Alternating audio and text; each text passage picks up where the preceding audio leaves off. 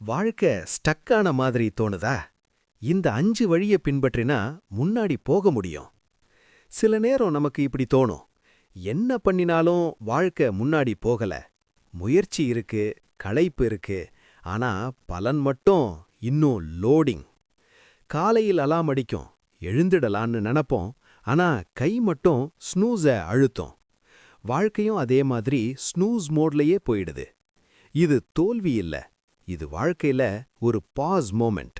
இந்த நேரத்துல சின்ன மாற்றம் எடுத்தாலே வாழ்க்கை மீண்டும் ப்ளே ஆகும். இன்னைக்கு நான் சொல்லப் போறது, வாழ்க்கை ஸ்டக்கான மாதிரி இருக்கும்போது பின்பற்ற வேண்டிய 5 எளிய வழிகள்.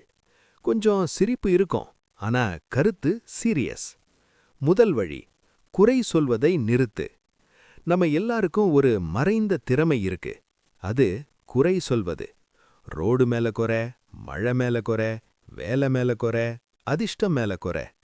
குறை சொன்னா மனசு லைட்டா ஆகும், ஆனா பிரச்சனை அப்படியே நிக்கும். பிரச்சனை சரியாகாது, ஆனா தொண்டை மட்டும் வலியாகும். அடுத்த முறை குறை சொல்ல வரும்போது இந்த கேள்வி கேள்: இதுக்கு நான் என்ன செய்யலாம்? உடனே பதில் வரலனாலும் பரவாயில்ல, கேள்வி கேட்டதே ஒரு முன்னேற்றம். இரண்டாவது வழி, தினசரி பழக்கத்துல சின்ன மாற்றம். வாழ்க்கை நிக்கிற முக்கிய காரணம் ஒரே மாதிரி வாழ்க்கை. அதே நேரம் எழுந்திருத்தல், அதே போனை பார்க்கறது, அதே வேலை, அதே களைப்பு. பிரெயினுக்கு போர் அடிச்சிருக்கும். பெரிய மாற்றம் வேண்டாம், சின்ன மாற்றம் போதும். 10 நிமிடம் சீக்கிரம் எழுந்திரு, தூங்கும் முன்னாடி போனை வச்சிடு, நடக்கிற பாதைய மாற்று. உடனே வாழ்க்கை மாறிடாது, ஆனா வாழ்க்கை சரி ஏதோ புதுசா இருக்குன்னு ஃபீல் பண்ணும். மூன்றாவது வழி, ஃபோன் பயன்படுத்துற நேரத்தை குறை. ஃபோன் நல்ல நண்பன், ஆனா நேரத்தை தெரியாம எடுத்துக்கிடும் நண்பன். சும்மா ஒரு வீடியோன்னு திறந்தா 1 மணி நேரம் போயிடும். அப்புறம் நாம யோசிப்போம், நான் என்ன பண்ண வந்தேன்? ஒரு சின்ன ரூல் வை. காலையில் எழுந்ததும் முதல் அரை மணி நேரம் ஃபோன் வேண்டாம்.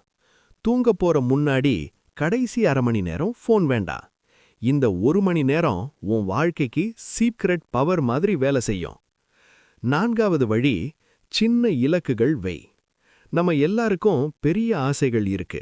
பெரிய வெற்றி வேண்டும், வாழ்க்கை செட் ஆகணும்.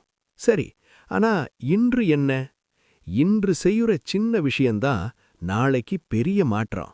20 நிமிடம் கற்றுக்கொள், 10 நிமிடம் நட, ஒரு நிலுவை வேலைய முடி. சின்ன வேலை முடிந்ததும் மனசு சொல்வது என்ன தெரியுமா? சரி, இன்னொன்னும் பண்ணலாம். அதுதான் கான்ஃபிடன்ஸ். ஐந்தாவது வழி, ஒரு திறனை வளர்த்து. வாழ்க்கை நிக்கிற மாதிரி தோணும்போது நம்பிக்கை கீழே போயிடும். நம்பிக்கைய வேகமா திரும்ப கொண்டு வர்ற வழி ஒரு திறனை வளர்ப்பது. எல்லாத்தையும் ஒரே நேரத்துல செய்ய வேண்டாம். ஒரு விஷயம் தேர்வு பண்ணு.